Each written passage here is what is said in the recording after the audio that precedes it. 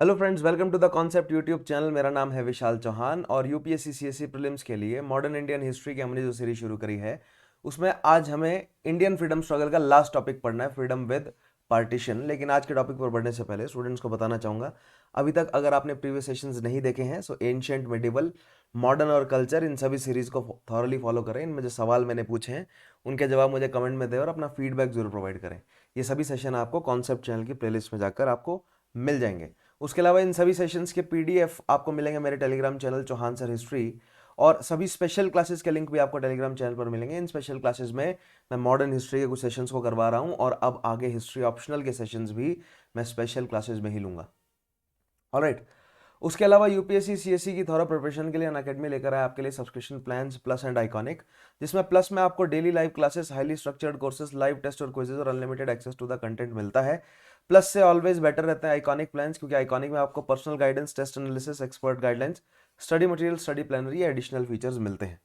और 10% का आपको एडिशनल डिस्काउंट मिलता है अगर आप मेरा कोड यूज करेंगे, that is Chauhan sir history. बेहतरीन इनिशिएटिव अनअकैडमी ने लिया है वो है किताब सीरीज। राइट, हर वीक जो है वो 2 बुक्स पर डिस्कशन होगा। ये बुक्स यूपीएससी सिलेबस से डायरेक्टली एंड इनडायरेक्टली जुड़ी रहेंगी, जो कि Indian society, international relations, ethics, essay, इन सब पेपर्स के लिए जो है वो यूपीएससी सीएससी एस्पायरेंट्स को मदद करेंगी। ठीक है, इंडिया के टॉप एजुकेटर्स द्वारा ये बुक्स एक्सप्लेन की जाएंगी। सो मेक श्योर कि आप इस इनिशिएटिव से जुड़े। 17 जुलाई से ये शुरू हो रहा है। मेक श्योर कि आप सब्सक्राइब करें। उसके अलावा GS plus optional and iconic GS plus optional में आपको फ्री ऑप्शनल टेस्ट सीरीज भी मिल रही है, जिसकी अदरवाइज वर्थ है 15,000 रुपीज। 21 टेस्ट है इसमें ईच ऑप्शनल कोर्स के, जिसमें 16 सेक्शनल और 5 जो है वो फुल लेंथ के हैं। जीएस प्लस ऑप्शनल के प्राइसेस हैं, 1 साल के लिए आपको 57,500 का है, 2 साल के लिए आपको 83,100 और 3 साल के लिए 1,01,010 rupees. Similarly iconic GS plus optional के 1 साल का प्राइस है 76,500, 2 साल का 1,17,750 और 3 साल का 1,55,750 रुपीज। सो आइकॉनिक जीएस प्लस ऑप्शनल या जीएस प्लस ऑप्शनल को अगर आप सब्सक्राइब करते हैं तो साथ में आपको टेस्ट सीरीज मिल रही है ऑप्शनल की। उसके अलावा आपको टेस्ट सीरीज मिल रही है जीएस के लिए, प्री प्लस मेंस और स्टडी मटेरियल भी मिल रहा है। तो बहुत बेहतरीन ऑफर चल रहा है। मेक श्योर कि आप सब्सक्राइब करें और कोड यूज कीजिएगा चौहान सर हिस्ट्री। राइट, उसके अलावा अनअकैडमी का प्रॉमिस आपको मिलता है 21 जुलाई तक जो है वो ये ऑफर वैलिड रहेगा। अनअकैडमी आपको प्रॉमिस करता है कि अगर आप 2 साल का प्लान सब्सक्राइब करते हैं और अगर आप 2 साल में यूपीएससी सीएससी क्लियर ना कर सकें तो 1 साल की सब्सक्रिप्शन आपको अनअकैडमी अपनी तरफ से देगा। ठीक है, और उसके अलावा आपको गारंटेड सब्सक्रिप्शन टिल मेंस तक। अगर आप 1 साल की सब्सक्रिप्शन लेते हैं तो वो मेंस 2022 तक वैलिड रहेगी, 2 साल की मेंस 2023 तक वैलिड रहने वाली है। अनअकैडमी के नोट्स मिलते हैं, आप कॉम्बो ऑफर पर सेव करते हैं। ठीक है, उसके अलावा अगर आप एक साथ पेमेंट नहीं कर सकते तो अनअकैडमी यूपीएससी सीएससी के लिए लोन की सुविधा भी लेकर आया आपके लिए। राइट, सो अनअकैडमी सीएससी महा सब्सक्रिप्शन ऑफर, 1 साल का प्लान मेंस 2022 तक वैलिड, 2 साल का मेंस 2023 तक वैलिड, और टेस्ट सीरीज तो मैंने आपको बताया ही, 80 टेस्ट एवरी ईयर, जिसकी वर्थ है 30,000 रुपीज। लेकिन अगर आप 1 साल या उससे ऊपर का सब्सक्रिप्शन लेते हैं तो आपको ये साथ में मिलती है। राइट, और लोन फॉर यूपीएससी बहुत बेहतरीन इनिशिएटिव है। मैंने आपको बताया कोई प्रोसेसिंग फीस नहीं, कोई हिडन चार्ज नहीं, कोई इंटरेस्ट नहीं, बहुत मिनिमल पेपर वर्क, 2 घंटे के अंदर अप्रूवल और बहुत फ्लेक्सिबल सा टेन्योर। ये लिंक आपको वीडियो के नीचे मिल जाएगा। मेक श्योर कि आप इस लिंक को एक्सेस करें। और स्टडी मटेरियल मैंने आपको बताया अनअकैडमी के नोट्स 20 बुक्स का सेट है, 100% सिलेबस कंप्लीट करता है, जिसकी अदरवाइज वर्थ 10,000 रुपीज है। लेकिन अगर आप जीएस प्लस ऑप्शनल या आइकॉनिक जीएस प्लस ऑप्शनल को सब्सक्राइब करते हैं तो आपको ये साथ में मिलता है।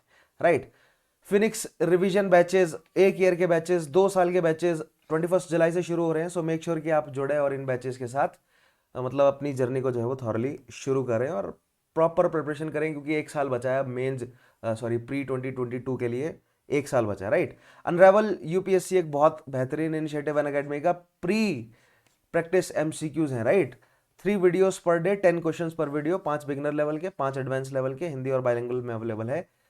और आपको हर वीडियो के नीचे लिंक मिल जाएगा। मेक श्योर कि आप एक्सेस करें। उसके अलावा बहुत बेहतरीन इनिशिएटिव है अनअकैडमी का रिपोर्ट एंड विन।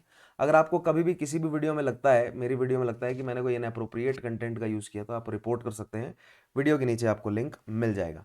उसके अलावा टेस्ट सीरीज अवेलेबल है, path finder, rise, world affair, free test series है। अनलॉक करने के लिए कोड यूज करें चौहान सर हिस्ट्री। और अनअकैडमी कॉम्बैट स्कॉलरशिप टेस्ट तो हर संडे होता ही है 11 AM, आप लोग जानते ही हैं। 4 करोड़ की स्कॉलरशिप आपको मिल सकती है। राइट, 4 करोड़ के पूल में से आपको स्कॉलरशिप मिलती है। हिंदी और इंग्लिश दोनों में अवेलेबल है। एंड्रॉइड डिवाइस पर आप ये फ्री लाइव टेस्ट दे सकेंगे। 60 मिनट में 60 क्वेश्चन करने हैं। To enrol make sure you use the code Chauhan sir history. Alright, so शुरू करते हैं। तो लाइव क्लास में, स्पेशल क्लास में मैंने ये फ्रीडम एंड विद पार्टीशन वाला टॉपिक जो है वो आपको ऑलमोस्ट कवर करा दिया था, लेकिन मैंने आपको बोला था कि नेक्स्ट जो टॉपिक है वो हम आज कवर करेंगे, यानी कि India attains independence, at least declaration Mountbatten plan और इंडियन इंडिपेंडेंस एक्ट आज हम समझेंगे, ठीक है।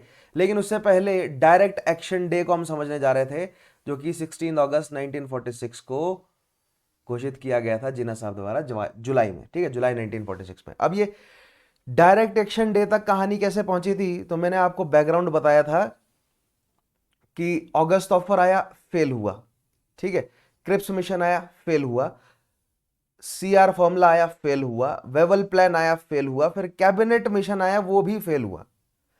फिर इन सारे फेलियर्स के बाद एक साइड कांग्रेस का स्टांस था कि पार्टीशन नहीं होने देना, दूसरी साइड मुस्लिम लीग का स्टांस था कि नहीं, हमें तो सेल्फ डिटर्मिनेशन चाहिए मुस्लिम्स के लिए, ठीक है, हिंदू और मुस्लिम्स एक साथ नहीं रह सकते, और मुस्लिम पीपल के लिए हमें मुस्लिम नेशन चाहिए ही चाहिए, राइट। तो यहां पर फाइनली फिर जुलाई 1946 में जिन्ना जी ने यह डिक्लेयर किया कि 16 अगस्त 1946 को डायरेक्ट एक्शन डे होगा। हम जितने भी मेजॉरिटी, मतलब मुस्लिम मेजॉरिटी वाला जो रीजन है, और खास तौर पे कलकत्ता से शुरू हुआ, कलकत्ता में हम क्या करेंगे, हम धरना प्रदर्शन करेंगे, राइट, हम जो है वो प्रोटेस्ट करेंगे, हम रैलियां करेंगे, मीटिंग करेंगे, प्रोटेस्ट करेंगे, और वो हमारा डायरेक्ट एक्शन होगा, ठीक है। लेकिन हुआ क्या, वो रैली, वो प्रोटेस्ट जो है वो वायलेंट राइट्स में बदल गई, और 16 अगस्त से 22 अगस्त के बीच जो है वो एक वीक तक, मतलब उसको कहा गया a week of long drawn knives, right, लंबे लंबे चाकू निकालकर जो है वो लोगों ने एक दूसरे को मारा है। हिंदू पॉपुलेशन भी मरी है, बहुत बड़ी संख्या में हिंदू पॉपुलेशन भी मरी है, और बहुत बड़ी संख्या में मुस्लिम पॉपुलेशन भी मरी है, राइट। सो दंगे हुए हैं, दोनों साइड की पॉपुलेशन की मृत्यु हुई है, और मतलब समझ रहे हैं, कम्युनल डिसहार्मनी फैली है। इसके बाद तो फिर अब पार्टीशन ही हुआ, बीच में और कोई डिस्कशन नहीं हो सका, ठीक है। तो मैंने आपको ऑगस्ट ऑफर, क्या बोलते हैं, Cripps mission, CR formula, Wavell plan, cabinet mission plan, ये सभी समझाए, ठीक है। इनके क्या क्या पॉइंट्स थे अंग्रेजों की तरफ से जो है वो पहले August offer, right, cabinet mission में, सीआर फॉर्मूला में, वेवल प्लान तक, यहां तक जो है वो अंग्रेज क्या देने को तैयार थे, dominion status. Cabinet mission plan में पहली बार जो है वो पूर्ण स्वतंत्रता यानी टोटल इंडिपेंडेंस देने की बात हुई थी। कैबिनेट एस्टेब्लिश की गई, मतलब की जाने की बात हुई थी, इंटरिम गवर्नमेंट एस्टेब्लिश होने की बात हुई थी, और कंस्टिट्यूएंट असेंबली बनाने की बात की गई थी। तो वो सारे हमने पिछले टॉपिक में समझे। 1945 का इलेक्शन भी देखा था हमने, ठीक है, कंस्टिट्यूएंट असेंबली भी बनती हुई देखी थी, राइट। आज हम इंटरिम गवर्नमेंट एस्टेब्लिश होते हुए देखेंगे। तो आई होप पिछले सेशंस अगर आपने फॉलो किए हैं तो आपको पता है ये 1939 विश्व युद्ध छिड़ने के बाद से विश्व युद्ध खत्म होने तक की क्या पॉलिटिकल गतिविधियां इंडिया में हुई हैं, ठीक है। सो अगर आपने पिछले सेशंस को थॉरली फॉलो किया है तो आप इस कहानी को अच्छे से कनेक्ट कर सकते हैं। अब आगे बढ़ते हैं, ठीक है। डायरेक्ट एक्शन, फाइनली मुस्लिम लीग ने सारे एफर्ट्स जो हैं वो नाकाम होते हुए देखे, मतलब अपना जो उनका एजेंडा था, ठीक है, जो उनका लाहौर रेजोल्यूशन है, पाकिस्तान पाने का जो एजेंडा है, या मुस्लिम सेल्फ डिटर्मिनेशन का जो एजेंडा है, वो जब पूरा नहीं होता हुआ दिखा उन्हें इन सारे ऑफर्स और प्लान्स के माध्यम से, तो उन्होंने डायरेक्ट एक्शन की घोषणा करी। In July 1946 Jinnah proclaimed that the Muslim League was preparing to launch a struggle and that they have chalked out a plan. अब देखिए, अब मुस्लिम लीग स्ट्रगल यानी कि समझ रहे हैं, इन्होंने जो प्लान बनाया उसमें ये दिखाया कि एक स्ट्रगल करेंगे, एक मास स्ट्रगल करेंगे, जो कि कांग्रेस करते आ रही थी, ये कांग्रेस का नीश था वो स्ट्रगल करना, right. He had decided to boycott the Constituent Assembly. He rejected the British plan for transfer of power to an interim government, which would combine both Muslim League and Indian National Congress. So, interim government cabinet mission plan में, cabinet mission जब India में आया, उसने Indian national Congress, मुस्लिम league, सभी leader से बात करा, लेकिन कोई सोल्यूशन नहीं निकला, तो उसने खुद की जो है वो रिकमेंडेशंस दी, राइट। सो कैबिनेट मिशन प्लान की, कैबिनेट जो 3 व्यक्तियों का कैबिनेट आया था, आप मुझे बताएंगे कि कौन कौन वो व्यक्ति थे और किस किस कैपेसिटी में थे वो उस समय। उन्होंने अपना जो प्रपोजल दिया था, उस प्रपोजल के तहत एक इंटरिम गवर्नमेंट बनाई जानी थी, जो कि इंडियन यूनियन की गवर्नमेंट होनी थी, राइट। और दैट मीन्स इसमें पार्टीशन की बात जो है वो क्लियरली शुरुआत में पार्टीशन की बात क्लियर नहीं कही गई थी, लेकिन धीरे धीरे आप देखेंगे कि पार्टीशन की बात जो है वो क्लियर हो जाएगी अब, राइट। कैसे? क्योंकि group A, group B, group C जो है वो बनाया गया था, राइट, जिससे मतलब एक कॉम्प्रोमाइज टाइप सिचुएशन क्रिएट की गई थी। मुस्लिम लीग ने शुरुआत में मान लिया था कि चलो ठीक है, इस कॉम्प्रोमाइज को हम मान लेंगे, लेकिन बाद में इस इंटरिम गवर्नमेंट से भी मुस्लिम लीग बाहर हो गई और कंस्टिट्यूएंट असेंबली से भी मुस्लिम लीग ने जो है वो अपने आप को अलग कर लिया, right. He said that if Muslims were not granted Pakistan, then he would launch direct action. On the next day, Jinnah announced 16 August 1946 would be direct action day for the purpose of winning the separate Muslim state. Against this backdrop, the protest triggered massive riots in Calcutta, right? 16 अगस्त 1946 को, मतलब जुलाई से 16 अगस्त तक जो है वो सभी ने, मतलब जो मुस्लिम लीग के लीडर थे, चीफ मिनिस्टर थे बंगाल के, उन्होंने जो है वो पूरा उन और बहुत सारे एमएलए के जो अखबार थे उन्होंने छापा सब कुछ, ठीक है। द राइजिंग स्टार करके एक अखबार था, और भी इस तरह के अखबार थे, उन्होंने छापा कि 16 अगस्त को हम कैसे जो है वो प्रोटेस्ट करने जा रहे हैं। तो रैलीज हुई, मीटिंग्स हुई, और फिर वो मीटिंग्स जो है वो वायलेंट राइट्स में बदल गई, और पूरे कलकत्ता के पहले अर्बन रीजन में और फिर जो स्लम रीजन है वहाँ पर, सो अर्बन रीजन को तो मिलिट्री ने अपने कंट्रोल में कर लिया, लेकिन जो स्लम में मारकाट हुई है वो 22 तारीख तक चलती रही। 22 तारीख को फिर वेवल को खुद जो है वो सामने आना पड़ा, और वेवल ने आकर ये मारकाट जो, मतलब वायसरॉय को वायसरॉयज रूल जो है वो घोषित करना पड़ा। जगह जगह से गुरखा रेजिमेंट और मतलब कई सारी जो है वो आर्मी की रेजिमेंट लाई गई, और फिर आर्मी ने आकर माहौल को शांत किया, ठीक है। सो इस तरह से देखिए, आप साफ साफ देख पा रहे हैं कि ये एक गांव का विलेज रूरल एरिया है, और लोग जो हैं वो मरे पड़े हैं, और गिद्ध जो हैं वो इनके अब शरीर को नोच रहे हैं, ठीक है। सो कई सरकारी आंकड़ा है 10,000 के आसपास लोग मरे, और भी बड़ी संख्या में लोग मरे थे, ठीक है। The violence sparked of further religious rights in the surrounding region of Naukhali, Bihar, United Province, Punjab, and Northwestern Frontier Province. These events sowed the seed of eventual partition of India, right? अब ये जो Calcutta rights हुई हैं या नौखली में जो rights हुई हैं, इसके बाद तो कोई टर्निंग पॉइंट था ही नहीं, इसके बाद तो केवल पार्टीशन ही था। तो ये जो राइट्स है ना, ये जो दंगे हैं, इन्होंने लोगों के अंदर हिंदू मुस्लिम जो गैप है वो इतना गहरा कर दिया कि अब तो पार्टीशन होना ही था, राइट। सो इसके बाद जो एटली डिक्लेरेशन के बाद, जो माउंट बैटन प्लान के बाद जो रेफरेंडम्स हुए हैं, उन रेफरेंडम्स में क्लियर हो गया, उन रेफरेंडम्स में ये बात क्लियर हुई कि लोग जो हैं वो इंडिया में रहना चाहते हैं या पाकिस्तान में रहना चाहते हैं। और ये जो राइट्स हुई हैं, इसने लोगों के दिमाग में क्लैरिटी ले आए कि क्या फैसला है, ठीक है। तो यहां पर कहीं ना कहीं आप देख पा रहे हैं, इन राइट्स की वजह से लोगों के दिमाग में क्लैरिटी आ गई कि पाकिस्तान में रहना है कि हिंदुस्तान के साथ जुड़ रहे हैं, ठीक है। आगे बढ़ते हैं। Formation of interim government. On September 2, 1946, the interim government was formed and the viceroy resumed negotiations again with Jinnah, who decided to enter interim government with great persuasion on 13th October 1946. So जुलाई में जिन्ना ने interim government से बाहर निकलने की बात कह दी थी, और उन्होंने कहा था कि अगस्त में डायरेक्ट एक्शन करेंगे। 22 अगस्त तक डायरेक्ट एक्शन को रोका गया। फिर उसके बाद वायसरॉय वेवल थे, उन्होंने फिर जिन्ना को बुलाया, बहुत उन्होंने मतलब जिन्ना को मनाने की कोशिश करी कि इंटरिम गवर्नमेंट एक बार बनाकर तो देखिए, हमने ग्रुप ए बी सी वाला सिस्टम इतना अच्छा बनाया है, आप मतलब समझ रहे हैं किस तरह का सिस्टम था। चीफ कमिश्नर जो प्रोविंस थे, ठीक है, उसके अलावा ग्रुप प्रोविंशियल ग्रुप्स थे और प्रोविंसेस थे, राइट। सो इनके जो है वो मतलब, खैर ये एबीसी ग्रुप नहीं है, लेकिन तीन इस तरह की एडमिनिस्ट्रेटिव यूनिट्स थी। इन तीन एडमिनिस्ट्रेटिव यूनिट्स के लिए कानून बनना था।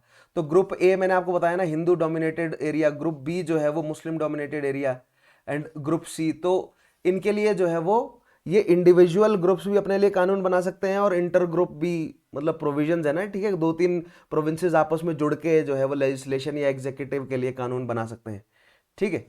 तो ये हमने पिछले सेशन में कवर किया था कि group A, group B, group C कैसे काम करती है। अगर आपको कंफ्यूजन है तो एक्चुअली आप स्पेशल क्लासेस वाला लिंक जो है वो ढूंढिए, आपको टेलीग्राम चैनल से मिल जाएगा। और स्पेशल क्लास में मैंने अच्छे से एक्सप्लेन किया है कि ये group B, group A, group C कैसे काम करती है, ठीक है। द मुस्लिम, सो वेवल साहब ने जिन्ना साहब को परसुएड किया कि आप जो है वो ज्वाइन कीजिए, ठीक है। नेगोशिएशंस हुए और इंटरिम गवर्नमेंट को ज्वाइन किया अक्टूबर 13, 1946।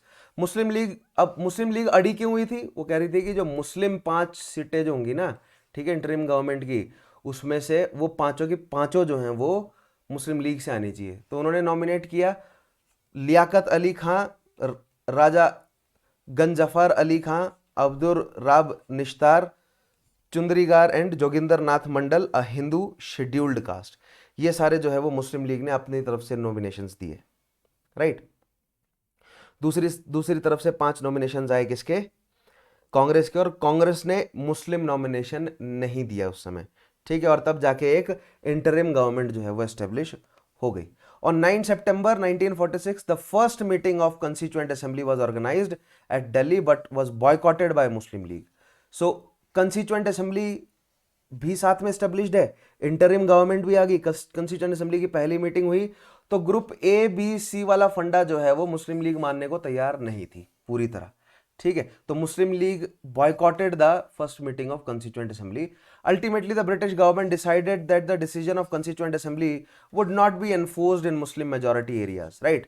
और फिर उसके बाद जो Constituent Assembly जो मुस्लिम मेजॉरिटी एरियाज पर थोपा ही गया ये एक तरह से, क्योंकि जो कैबिनेट मिशन प्लान था वो सहमति से नहीं बना था, ठीक है। वो प्रपोजल जो है वो कैबिनेट ने खुद अपनी तरफ से दिए थे, राइट। तो फिर जब क्या बोलते हैं, मुस्लिम लीग ने मानने से मना कर दिया कंस्टिट्यूएंट असेंबली को भी, तो यहां पर फिर से वायसरॉय को कॉम्प्रोमाइज करना पड़ा। तो आप देख रहे हैं मुस्लिम लीग जो है वो अब यही हिंदू महासभा बोलती रही इंडियन नेशनल कांग्रेस को कि क्विट इंडिया मूवमेंट के दौरान आपने जो मुस्लिम लीग पर ध्यान नहीं दिया है ना, तो 1940 से 1945 के बीच में जितना सपोर्ट मुस्लिम लीग ने या जितनी पॉलिटिकल स्ट्रेंथ गेन कर ली है, उसी का नतीजा था कि बार बार जो है वो मुस्लिम लीग प्रेशर डालकर, कॉर्नर करके, पॉलिटिकल सिचुएशन को कॉर्नर करके और कई जगहों पर वायलेंस का इस्तेमाल करके, जैसे डायरेक्ट एक्शन डे में वायलेंस का इस्तेमाल किया मुस्लिम लीग ने, अपनी बातें मनवाई हैं, ठीक है। तो आप देख रहे हैं बार बार जो है वो इंटरिम गवर्नमेंट में मुस्लिम लीग की बात मानी गई डायरेक्ट एक्शन डे की वजह से, फिर कंस्टिट्यूएंट असेंबली में भी मुस्लिम लीग की बात मानी गई, और फाइनली पार्टीशन तक मुस्लिम लीग की बात जो है वो मानी गई है। क्यों? बिकॉज मुस्लिम लीग ने 1940 से 45 तक अपने आप को बहुत स्ट्रेंथन कर लिया, एंड मुस्लिम लीग ने जगह जगह पर वायलेंस का इस्तेमाल किया अपनी बात को मनवाने के लिए, ठीक है। तो ये एक पक्ष है, ये पक्ष जो है वो हिंदू महासभा की तरफ से रखा जाता है, राइट। अब देखते हैं इंडिया अटेन्स इंडिपेंडेंस। सो इंटरिम गवर्नमेंट बनी है, कंस्टिट्यूएंट असेंबली को मुस्लिम लीग ने बॉयकॉट किया है, ठीक है। अब देखते हैं ऐसे में भारत को इंडिपेंडेंस कैसे मिलती है। तो 1945 मैंने आपको बताया था कि 1945 में एटली साहब की सरकार आ गई थी, ठीक है, यानी कि लेबराइट सरकार जो है वो ब्रिटेन में एस्टेब्लिश हो गई थी, और लेबराइट सरकार ने आते ही घोषणा करी थी कैबिनेट मिशन प्लान के तहत कि भारत को हम टोटल इंडिपेंडेंस देने जा रहे हैं, तब तक के लिए हम एक जो है वो इंटरिम गवर्नमेंट और कंस्टिट्यूएंट असेंबली बनाने का काम करेंगे, जो कि कैबिनेट मिशन ने फिर आके एस्टेब्लिश करने का काम भी किया, लेकिन फिर भी उठापटक जो है वो चलती रही। अब एटलीस्ट डिक्लेरेशन क्या है देखिएगा। The prime minister of Britain Clement Attlee 1945 में उन्होंने कहा था कि इंडिपेंडेंस देंगे, ठीक है। कब देंगे वो उन्होंने कहा, declared on February 20, 1947 in the House of Commons that the British would quit India after transferring power into a responsible hand not later than 1948। बहुत ही ज्यादा इंपॉर्टेंट पॉइंट, पहली बार टोटल इंडिपेंडेंस की बात कही गई कैबिनेट मिशन प्लान में कि total independence दिया जाएगा, लेकिन उस समय बताया ही नहीं गया कि कब दिया जाएगा। लेकिन एटली के डिक्लेरेशन February 20, 1947 में यह बात क्लियर कह दी गई कि जून 1948 तक टोटल इंडिपेंडेंस इंडिया को दे दिया जाएगा। तब तक कम्युनल जो डिसहार्मनी फैली हुई है उसको सॉल्व किया जाएगा, या जो कॉन्स्टिट्यूशनल जो डिस्प्यूट खड़ा हो रखा है ना कि कॉन्स्टिट्यूशन कैसा हो, प्रोविंसेस का कैसा, यूनियन का कैसा, इस चीज को सॉल्व करने के लिए 47 से 48 तक का टाइम जो है वो लिया गया, right. The idea was that Indians should settle their issues before that. Constitutional issues हैं, कम्युनल इश्यूज हैं, ठीक है, टेरिटोरियल इश्यूज भी हैं। He also announced that appointment of lord Mountbatten as Viceroy is placed in place of Lord Wavell, who arrived as the 34th and the last British Governor General to India. So ये declaration हुई फरवरी में, और फिर Wavell की जगह जो है वो किसने ली, लॉर्ड माउंटबेटन, और अंग्रेजों की तरफ से लास्ट गवर्नर जनरल रहे इंडिया के।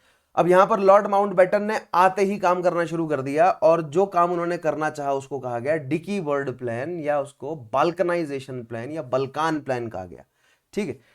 Dickey Bird plan, also known as Balkan plan, was brain child of Lord Mountbatten and was intended to balkanise India. अब जिस तरह बल्कान कंट्रीज को रोमेनिया, क्रोएशिया, बुल्गारिया, ये सारी कंट्रीज जो हैं वो स्लेविक, समझ रहे हैं, स्लेविक रूट है इन सभी लोगों में, राइट, मतलब भाषा के मतलब लिंग्विस्टिक बेसिस पर अगर आप देखें तो स्लेविक रूट्स हैं, राइट, लेकिन थोड़ा थोड़ा कल्चरल डिफरेंसेस होने की वजह से ये छोटे छोटे नेशंस में टूट गए। 19th सेंचुरी की जो लिंग्विस्टिक बेसिस पर या जो 19th सेंचुरी की नेशन की जो डेफिनेशंस बनी है यूरोप में, उस हिसाब से स्पेन, पुर्तगाल, फ्रांस, ठीक है, पुर्तगाल यहाँ नीचे होगा, France, Germany, Germany, Austria Hungary, Switzerland, Italy, और फिर इंग्लैंड तो ऊपर है ही, और डेनमार्क, स्वीडन, फिनलैंड, ये सारे जो बड़े राष्ट्र बने हैं, आप मानेंगे सेंट्रल एशिया और वेस्टर्न एशिया के। बदले में ईस्टर्न एशिया में जो है वो मल्टी एथनिक है, और खास तौर पे साउथ ईस्टर्न एशिया में जो बल्कान रीजन है वो मल्टी एथनिक है, राइट। तो वहां पर ये जो बड़े राष्ट्र हैं जैसे कि इंग्लैंड और फ्रांस, इन्होंने बल्कनाइजेशन करवा के रखा, उन लोगों को जुड़कर रहने ही नहीं दिया। युगोस्लाविया बना बट स्टिल वो डिस्प्यूट में ही था, ठीक है। तो वैसा ही कुछ वो भारत में चाहते थे कि भारत भी जो है वो द्रविड़ नाडु, पाकिस्तान, हिंदुस्तान, बंगाइस्तान, उस्मानिस्तान, इन सब में बटा रहे। इंडियन प्रिंसली स्टेट्स अलग हो जाए ताकि पोस्ट पोस्ट इंडिपेंडेंट जो इंडिया हो वो यूनाइटेड ना हो और उसका फायदा जो है वो उठाया जा सके, ठीक है। This was the dickey Bird plan, balkanized into small parts. This plan included the transfer of power to separate provinces, with Punjab and Bengal given the option to vote for partition of their province, right? Separate provinces को क्या शक्ति दिया है, जैसे बंगाल और पंजाब का क्या सवाल था, ठीक है, पंजाब में, ईस्टर्न पंजाब में नॉन मुस्लिम पॉपुलेशन ज्यादा है, बंगाल में, वेस्टर्न बंगाल में नॉन मुस्लिम पॉपुलेशन ज्यादा है, तो उन लोगों को वोट करने की इजाजत दी जाए कि वो पार्टीशन कर लें अपने पंजाब और बंगाल में। लेकिन पार्टीशन के लिए लोग तैयार नहीं थे। बंगाल के लोगों को पता था पार्टीशन से नुकसान होगा, पंजाब के लोगों को पता था पार्टीशन से जो है वो नुकसान होगा। लेकिन माउंटबेटन का प्लान ये था कि पार्टीशन कर दो, इंडिया को छोटे छोटे टुकड़ों में बांट दो, ताकि जो पोस्ट कॉलोनियल फेज हो इंडिया के लिए या इंडियन सबकॉन्टिनेंट का, राइट, उसको कंट्रोल करना जो है वो आसान हो, ग्लोबल ऑर्डर या एलाइड फोर्सेस, राइट, जो एलाइज कंट्री है वो पोस्ट कॉलोनियल इंडिया को आसानी से कंट्रोल कर सकें, इकोनॉमिकली कॉलोनाइज कर सकें। पॉलिटिकल कॉलोनी तो वो छोड़ने जा रहे हैं, लेकिन इकोनॉमिकल कॉलोनी एस्टेब्लिश करने का फेज रहा है ना वर्ल्ड वॉर 2 के बाद, कोल्ड वॉर के दौरान, right. The various units thus formed along with princely states rendered independent by lapse of paramountcy, ठीक है, क्योंकि देखिए आप मुझे बताएंगे कि किस अगस्त ऑफर से लेकर कैबिनेट मिशन प्लान तक कहां पर कहा गया था कि जो इंडियन स्टेट्स हैं उनके ऊपर पैरामाउंसी नहीं रहेगी, उनकी वो उनके ऊपर डिपेंड करेगा कि वो किसको ज्वाइन करना चाहते हैं, ब्रिटिश पैरामाउंसी को या इंडियन यूनियन को ज्वाइन करना चाहते हैं, right. Would have the option of joining India और पाकिस्तान और रिमेनिंग सेपरेट, ठीक है। The plan was abandon quickly after opposed by Nehru as he said this will result in conflict between people. So ये plan जो है वो डिकी बर्ड प्लान कभी implement नहीं हो सका, लेकिन उसकी जगह माउंटबेटन जो है वो माउंटबेटन प्लान लेकर आया, ठीक है। ये बल्कान प्लान जो है वो कामयाब नहीं रहा, क्यों? क्योंकि नॉट जस्ट नेहरू लेकिन अन्य कई नेताओं ने, पटेल साहब, राजेंद्र प्रसाद, मदन मोहन मालवीय, और मतलब जितने भी कांग्रेस के लेफ्ट और राइट विंग थे उन सब ने विरोध किया। और पाकिस्तान तो अलग चाहता ही था, मुस्लिम लीग तो सपोर्ट कर रही थी इस तरह के बाल्कनाइजेशन प्रोजेक्ट को, राइट। अब देखते हैं माउंटबेटन का प्लान क्या है। जून 3, 1947। अब माउंटबेटन जो है वो अप्रैल में आते हैं, ठीक है, सॉरी मार्च में आएंगे वो। 24 तारीख को उनकी स्वेरिंग सेरेमनी होगी, उसके बाद फिर वो भारतीय लीडर्स से मिलेंगे, फिर वो मई में चले जाएंगे इंग्लैंड, ठीक है। फिर वो वहाँ पर बात करके आएंगे, अपनी कैबिनेट से, पार्लियामेंट से बात करके आएंगे, वहाँ से जो है वो फिर वापस इंडिया आएंगे, और इंडिया आके वो माउंटबेटन प्लान को डिक्लेयर करते हैं 3 जून 1947 में। आइए देखते हैं उस प्लान के तहत क्या कहा गया। Lord Mountbatten arrived in India on March 22, 1947 and was authorised with the responsibility to transfer power to India before June, right. So Attlee ने इन्हें भेजा था कि जून 1948 से पहले पहले ट्रांसफर ऑफ पावर करके आ जाओ, यानी कि इंडिया को इंडिपेंडेंट करके आ जाओ। Immediately after swearing in ceremony on March 24, 1947, Lord Mountbatten set to the task assigned to him. He had a series of interviews with leaders of the time, Gandhi, Nehru, Jinnah, and proceeded to England in May 1947, right? So Indian National Congress, ठीक है, की leadership से मिले, मुस्लिम league की leadership से मिले, सिखों की लीडरशिप से, क्रिश्चियन से, एंग्लो इंडियन से, कम्युनिस्ट से, राइट, डिप्रेस क्लासेस से, द्रविड़ से, सबसे, सारी लीडरशिप से वो मिले, सबके उन्होंने पॉइंट्स उठाए और फिर वो चले गए मई 1947 में इंग्लैंड में, और फिर जून में वापस आए माउंटबेटन प्लान के साथ। He placed his views before Attlee, got the approval of His Majesty's government, and on June 3rd, 1947, announced his plan for solving the impending impasse. He had sought the consent of Congress, M.A. Jinnah, and the Sikh leaders before his announcement. The partition of India was accepted officially. So, Indian National Congress, पहले वो England गया एटली से, और his Majesty's government, right, पूरी जो है वो cabinet, upper house, lower house, सबसे परमिशन ली, इंडिया में आया। इंडिया में आईएनसी, मुस्लिम लीग और जो यूनियनिस्ट पार्टी है या जो अकाली दल है, सिख लीडर्स हैं, उनसे उन्होंने क्या ली, परमिशन ली, क्योंकि पार्टीशन करना था ना, पंजाब का पार्टीशन होना था, बंगाल का पार्टीशन होना था, और यहां पर ऑफिशियली एक्सेप्ट किया गया इंडिया के पार्टीशन को। ठीक है, तो पहली बार पार्टीशन को ऑफिशियली अंग्रेजों द्वारा एक्सेप्ट किया गया है माउंटबेटन प्लान में। उससे पहले ब्रिटिशर्स ने पार्टीशन को अवॉइड करने की कोशिश करी, इनडायरेक्ट पार्टीशन देने की कोशिश करी, लेकिन ऑफिशियली डायरेक्ट पार्टीशन की बात पहली बार माउंटबेटन प्लान में हुई है। आप मुझे इनडायरेक्ट कब कब कहा है अंग्रेजों ने, कहां कहां पर कहा है, 1940 से 45 के बीच में आप मुझे बताएंगे, ठीक है, कमेंट में तुरंत। ना मेन प्रोविजन क्या है माउंटबेटन प्लान के, अब देखिए पार्टीशन होना है, so Kashmir, north west frontier province, Punjab, Sindh, Baluchistan, Punjab के साथ मुल्तान भी जुड़ा है, राइट, इस एरिया में जो है वो उठापटक मचनी है, और दूसरी साइड बंगाल और असम में उठापटक मचनी है। ठीक है, तो ध्यान दीजिएगा, यहीं की जो है वो प्रोविंसेस से, अब जैसे बलूच जो है वो चीफ कमिश्नर प्रोविंस था, ठीक है, बीच में छोटे छोटे जो है वो, जैसे पंजाब का कुछ एरिया जो है वो, मतलब जैसे पटियाला वगैरह जो है वो किसके हाथ में था, राजाओं के हाथ में था वहां के, right, that means Indian state था। सिलहेट जो है वो इंडियन स्टेट था, right. The legislative assemblies of Bengal and Punjab each to meet in two parts, one representing the Muslim majority district and other the rest of the district, right? So Punjab और बंगाल के साथ क्या फैसला किया गया कि पंजाब और बंगाल में मुस्लिम और नॉन मुस्लिम मेजॉरिटी, सिमिलरली यहां पर भी मुस्लिम और नॉन मुस्लिम मेजॉरिटी डिस्ट्रिक्ट्स को डिमार्केट किया जाएगा, और वो अलग अलग मीटिंग करेंगे, राइट, उनको देख लीजिए, legislative assemblies of Bengal and Punjab each to meet in two parts, one representing Muslim majority district, other जो है वो नॉन मुस्लिम। तो पंजाब की लेजिस्लेटिव असेंबली जो है वो इस तरह मिलेगी, और बंगाल की भी। Second point, Muslim majority districts were specified, each part was required to decide by a simple majority whether the province was to partitioned or not। अब ये जो मुस्लिम मेजॉरिटी वाली जो डिस्ट्रिक्ट है, देख लीजिए यहां पर मुस्लिम लीग की बात मानी गई कि मुस्लिम लोगों से पूछा जाए कि वो पार्टीशन चाहते हैं या नहीं, तो मुस्लिम मेजॉरिटी वाली डिस्ट्रिक्ट्स अलग की गई, कहां पर, पंजाब में भी और बंगाल में भी, और वहां पर वोटिंग कराई गई, कराई जानी थी, this was the plan, right, आगे देखेंगे कराई गई या नहीं कराई गई, वहां पर वोटिंग कराई जानी थी कि उनको पार्टीशन चाहिए या नहीं। यही सेम बात मुस्लिम लीग मांग रही थी, राइट, जो कि मुस्लिम लीग की डिमांड जो है वो मानी भी गई माउंटबेटन प्लान में, right. Next, if partition of province was opted for, each part of assembly had to determine if it would like to join the constituent assembly already established or a new constituent assembly separately established and composed of representatives of those area which decided not to participate in the existing assembly। देखिए थोड़ा सा complicated है, फिर से पढ़ के बताता हूं मैं आपको। अगर पार्टीशन होता है प्रोविंस का, ठीक है, यानी कि पंजाब और बंगाल के मुस्लिम डिस्ट्रिक्ट्स अगर वोट करते हैं कि पार्टीशन करना है, तो पंजाब के 2 हिस्से हो जाएंगे और बंगाल के 2 हिस्से हो जाएंगे।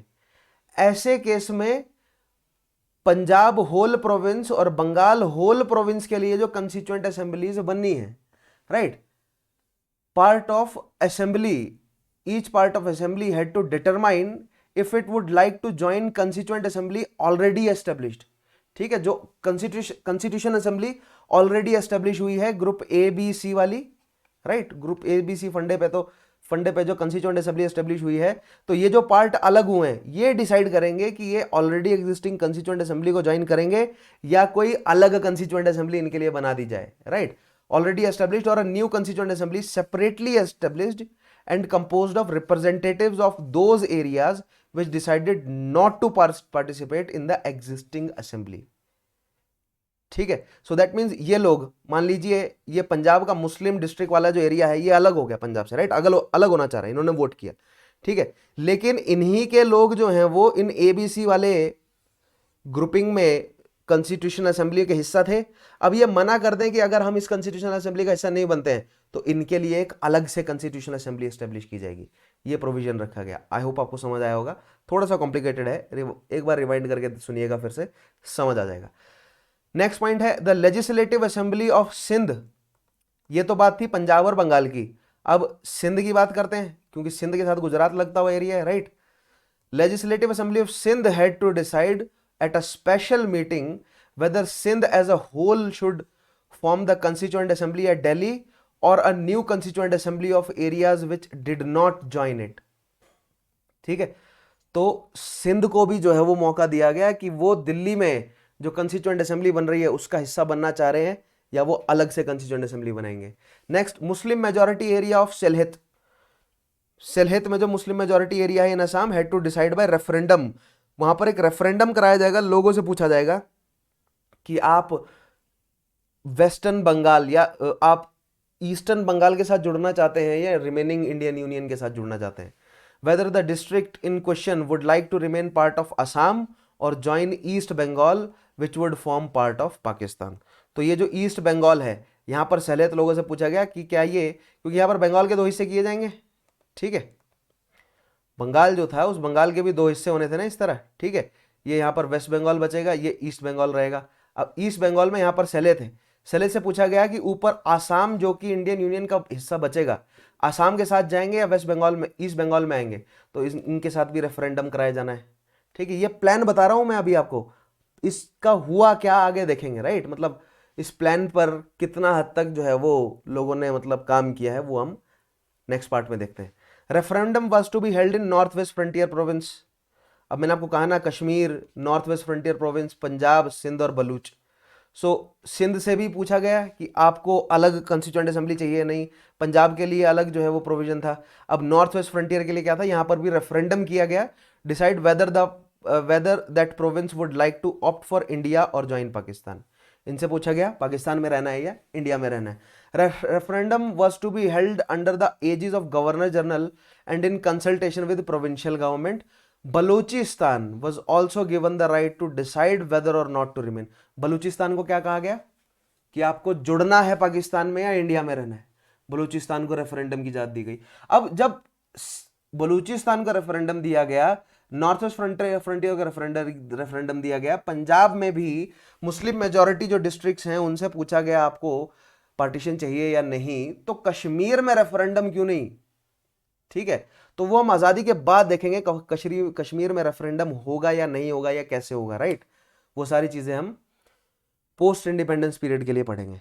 Now a joint meeting of representative institutions was to be held. क्योंकि देखिए कश्मीर वाला मुद्दा यहां पर जुड़ा क्यों नहीं, क्योंकि कश्मीर जो है वो प्रिंसली स्टेट्स थी और माउंट बैटन जो है वो केवल किसके लिए काम कर सकता है, माउंट बैटन जो है वो या तो चीफ कमिश्नर प्रोविंस, क्योंकि Baluchistan was chief commissioner's province and rest were British province. ये बाकी मतलब excluding Kashmir, Punjab, Sindh, north waste frontier, ये ब्रिटिश प्रोविंसेस थे, ठीक है, ये इंडियन स्टेट्स नहीं थे। Kashmir was an Indian state. The referendum was to be, अच्छा ये पॉइंट पढ़ लिया हमने। A joint meeting of representative institutions was to be held to decide the issue. Princely states would join either Pakistan और India. अब princely state, अब Kashmir is a princely state, right, तो इनके लिए क्या था कि या तो पाकिस्तान ज्वाइन कर लो या तो इंडिया ज्वाइन कर लो, ठीक है। A cession of Hyderabad to Pakistan ruled out. अब हैदराबाद कह रहा है कि पाकिस्तान में जुड़ना है, तो हैदराबाद के लिए स्पेशल जो है वो पॉइंट रखा गया कि हैदराबाद पाकिस्तान में नहीं जुड़ेगा। बाकी जैसे कश्मीर हैं या कश्मीर के आस पड़ोस के या इस बॉर्डर के आस पड़ोस के जो प्रिंसली स्टेट्स हैं वो डिसाइड करेंगे पाकिस्तान में जुड़ना है या इंडिया में जुड़ना है, ठीक है। In case Bengal, Punjab and Assam opted for partition, an independent boundary, अब पंजाब है, बंगाल है और असम है, ठीक है, असम में पंजाब मतलब बंगाल और असम के बीच में सैलियत वाला एरिया है, अगर वो चाहते हैं कि वो पार्टीशन होगा उसमें, राइट, तो पार्टीशन करने के लिए अब एक स्पेशल जो है वो बाउंड्री कमीशन सेटअप किया जाएगा। ये बात, ये सारे माउंटबेटन प्लान के क्लॉज हैं, ध्यान रखिएगा आप। सो सवाल बनते हैं इन क्लॉज पर। In case Bengal, Punjab and Assam opted for partition, an independent boundary commission was to be appointed to draw the dividing lines between the two parts of provinces. Both the states, India and Pakistan, were to be assigned dominion set. अब next point ये है, अब आजादी दी जाएगी तो पहले dominion status दिया जाएगा पाकिस्तान और इंडिया को, ठीक है। जब तक कि वो अपना कॉन्स्टिट्यूशन नहीं बना लेते तब तक उनको डोमिनियन स्टेटस दिया जाएगा, उसके बाद उनका डोमिनियन स्टेटस हट जाएगा जब वो अपना अपना कॉन्स्टिट्यूशन लागू कर देंगे, पहली चीज। दूसरी चीज, उनको ऑप्शन दिया जाएगा कि कॉमनवेल्थ ज्वाइन करना है या नहीं, और वो उनकी डिस्क्रिप्शन पे होगा कि कब तक ज्वाइन करना है या बाहर निकलना है कॉमनवेल्थ से, ठीक है।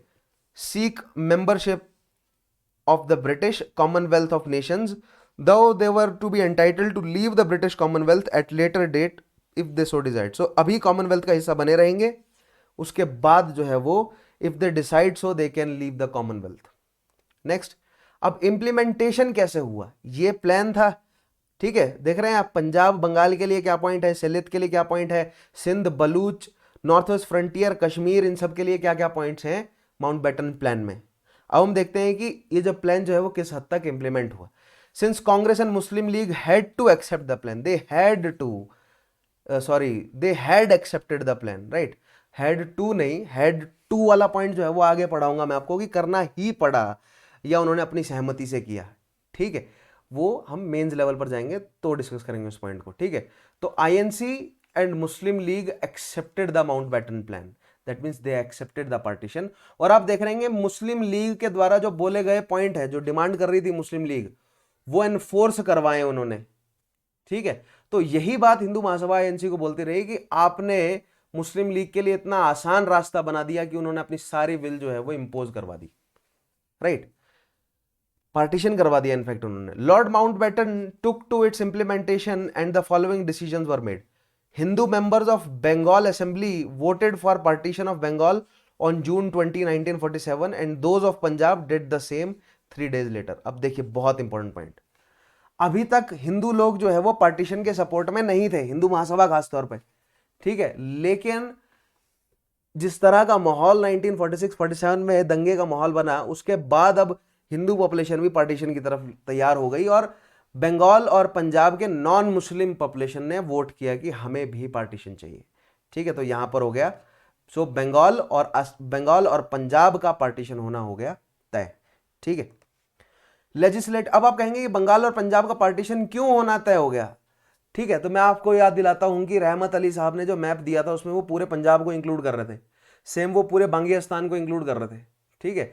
लेकिन इंडियन लीडर्स या जो हिंदू लीडर्स हैं उनका क्या कहना था कि, और पंजाबी लीडर्स का भी, सिख लीडर्स का भी, कि जो हिंदू नॉन मुस्लिम डोमिनेटेड जो एरिया है यानी कि eastern Punjab and western Bengal, वो क्यों पाकिस्तान में जाए, ठीक है, उनको अलग करो। इसलिए पार्टीशन का खेल जो है वो पंजाब और बंगाल में खेला गया, right. The legislative assembly of Sindh, अब सिंध की लेजिस्लेटिव असेंबली से पूछा गया था कि आपको क्या करना है, वोटेड फॉर पाकिस्तान, इन्होंने कहा कि हमें किसमें जुड़ना है, पाकिस्तान में। यानी कि एक सेपरेट, मतलब दिल्ली वाला जो कंस्टिट्यूएंट असेंबली है उससे नहीं जुड़ना, हमें अलग होना है। The residents of Sylhet decided to join East Bengal, Sylhet से बोला गया था कि रेफरेंडम करवा लो, तो उन्होंने क्या कहा, उन्होंने रेफरेंडम में क्या फैसला निकाला कि हमें असम में नहीं जुड़ना, हमें ईस्ट बंगाल में यानी कि ईस्टर्न पाकिस्तान में जुड़ना है। Referendum took place in north waste frontier province between July 6 and 17। Congress ने इसका बॉयकॉट किया। Those who participated in referendum voted for Pakistan, so north waste frontier province भी पाकिस्तान में जुड़ा। Baluchistan also decided to join Pakistan. तो देख रहे हैं आप, north waste frontier province Pakistan में जुड़ा, पंजाब के 2 हिस्से हो गए, ठीक है, सिंध पाकिस्तान में, बलूचिस्तान पाकिस्तान में, और दूसरी साइड बंगाल के 2 हिस्से हो गए और सैलेत जो है वो पाकिस्तान में, ठीक है। एक साइड ईस्टर्न बंगाल बना, एक साइड वेस्टर्न बंगाल बना, और सैलेत जो है वो बंगाल में जुड़ गया और इस तरह जो है वो पाकिस्तान बन गया। अब बात आती है कश्मीर की, कश्मीर किसके साथ जुड़ेगा, ठीक है। तो वो हम पोस्ट इंडिपेंडेंस वाले पीरियड में देखेंगे कश्मीर किसके साथ जुड़ने की बात कर रहा है, क्योंकि कश्मीर प्रिंसली था, राइट। इसको ऑफर दिया गया था कि आप या तो इंडिया में जुड़ जाओ, पाकिस्तान में जुड़ जाओ। तो हम पोस्ट इंडिपेंडेंस में देखेंगे कश्मीर का क्या स्टांस था। कश्मीर कह रहा था कि ना ही इंडिया में जुड़ना है ना ही पाकिस्तान में जुड़ना है, ठीक है। अब इंडियन इंडिपेंडेंस एक्ट आता है जुलाई 1947 में, ठीक है। The Indian independence act 1947 was an act of parliament of United kingdom. ध्यान दीजिएगा, ये माउंटबेटन का नहीं है, ये वायसरॉय का नहीं है, it was act of parliament. क्योंकि जितने भी एक्ट हैं, गवर्नमेंट ऑफ इंडिया एक्ट 1935 आया था इससे पहले, उससे पहले 1919, उससे पहले 1909, वो सब ब्रिटिश पार्लियामेंट के एक्ट थे, ठीक है। British parliament of United Kingdom that partitioned British India into two new independent dominions of India and Pakistan. So पहला पॉइंट क्या है इसमें कि इंडिया जो इंडियन डोमिनियन था वो दो इंडिपेंडेंट कंट्रीज इंडिया और पाकिस्तान में बांटा जाता है, जिनके ऊपर अभी भी डोमिनियन स्टेटस है। They are both dominions but they are independent, मतलब वो टेम्पररी डोमिनियन रहेंगे, इवेंचुअली वो इंडिपेंडेंट ही होंगे। ठीक है। The act received the royal assent on 18 July 1947, royal assent यानी कि किंग जॉर्ज सिक्स्थ ने, and Pakistan came into being on August 14 and India on August 15 as two new countries, right. So 14 अगस्त और 15 अगस्त दोनों देश जो हैं वो आज़ाद हो गए। इसी तरह हम 15 अगस्त को क्या मनाते हैं, अपना इंडिपेंडेंस डे, और पाकिस्तान 14 अगस्त को मनाता है, राइट।